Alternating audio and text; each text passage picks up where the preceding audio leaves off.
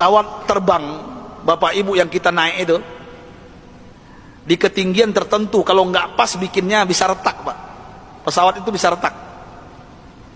Siapa yang bisa menyelesaikan itu? B.J. Habibie Pak. Di dunia yang bisa menyelesaikannya B.J. Habibie.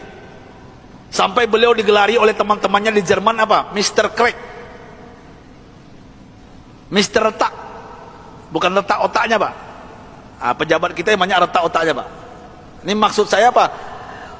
Pesawat yang retak itu beliau bisa menyelesaikannya. Ini kehebatan Habibie yang mungkin dilupakan oleh bangsa ini. Tapi ada yang lucu, aneh bin ajaib, ternyata beliau bukan orang tercerdas di dunia. Sampai beliau di Jerman, apa yang terjadi? Beliau tidak pernah ranking 1, ranking 2. Beliau ranking 3.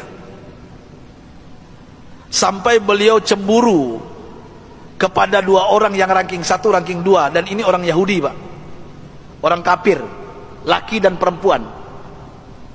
Saking herannya beliau, padahal beliau apa yang beliau isi itu benar semuanya, tapi saking penasarannya bertanya kepada Yahudi 2 ini. Apa kata beliau? Aku mau tanya kepada kalian berdua, apa rahasianya sampai kalian hebat di dunia, ranking 1, ranking 2, saya kenapa tetap ranking 3? Apa jawaban Yahudi 2 ini, laki dan perempuan ini? Oh, Rudi. Beliau dipanggil Rudi, bukan Habibie. Ya, Baharudin Yusuf Habibie.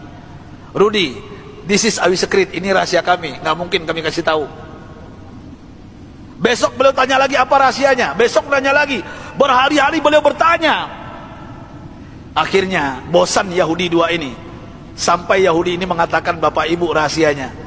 Come here Rudi. Sini Rudi, kami mau mengatakan kepada engkau, tahukah engkau rahasia kenapa kami cerdas, kenapa kami ranking 1, ranking 2 hebat? Apa jawabannya? Ini yang membuat B.J. Habibie malu dan meneteskan air mata. Pahlawan yang hebat ini, ketika Yahudi ini mengatakan, kami di sepertiga malam terakhir jam 3 bahasa kita di Jakarta bangun. Setelah itu kami mandi. Setelah mandi kami pakai baju yang wangi. Setelah itu kami ambil Al-Quran. Kami baca Al-Quran. Kaget B.J. Habibie. You read Al-Quran? Yes. Kalian kan kafir Yahudi, kenapa baca Al-Quran? Kami yakin dengan Al-Quran. Walaupun kami tidak mempercayai Al-Quran, mempercayai Islam, tapi kami yakin dengan Al-Quran. Heran B.J. Habibie, orang kafir Yahudi yang juara 1, juara 2 di Jerman ini, setiap jam 3 pagi mandi, pakai minyak wangi, baca Quran. Apa jawaban mereka? Kami baca Quran. Tahukah engkau Rudi, setelah kami baca Al-Quran, saraf kami ini rileks, otak kami cerdas, metabolisme tubuh kami dahsyat, imun. Nah ini bapak-bapak, ibu-ibu yang takut dengan corona, ini bukan saya yang ngomong, ini orang kafir yang ngomong ini. Ya. Imunitas kami naik tinggi. Kenapa? Al-Quran. Al-Quran kami baca. Sampai B.J. Habibie nggak yakin, nggak percaya. Apa kata Yahudi berdua ini, Bapak Ibu? Kalau kalian nggak yakin, silakan. Surah apa? Kami baca. Ternyata Yahudi berdua ini hafal Quran, Pak.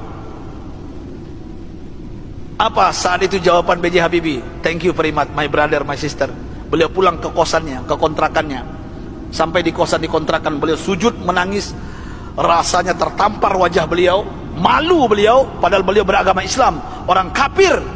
Jam 3 bangun, mandi, baca Quran. Mulai saat itu bapak-bapak dan ibu-ibu, saya ingin berbicara pahlawan satu ini, orang hebat ini. Mulai saat itu mendengarkan rahasia dari Yahudi yang 2 ini. Apa yang beliau lakukan? Jam 3 pagi beliau bangun, beliau mandi, beliau pakai baju yang rapi, beliau pakai wangi-wangian, beliau sholat tahajud 8 rakaat, witir 3:11 setiap hari. Setelah itu beliau baca Al-Quran sampai menjelang subuh. Kalau orang kafir tadi nggak sholat karena bukan Islam, langsung baca Quran. Dan apa yang terjadi? Keajaiban, Bapak Ibu yang dimuliakan Allah Subhanahu Wa Taala. Allahu Akbar. Keajaiban ini terjadi. Semenjak itu, setelah itu, B.J. Habibie berubah menjadi ranking 1. Yahudi yang 2 tadi turun ke bawah. Dan orang Yahudi berdua ini menyesal memberikan rahasia kepada B.J. Habibie. Artinya apa?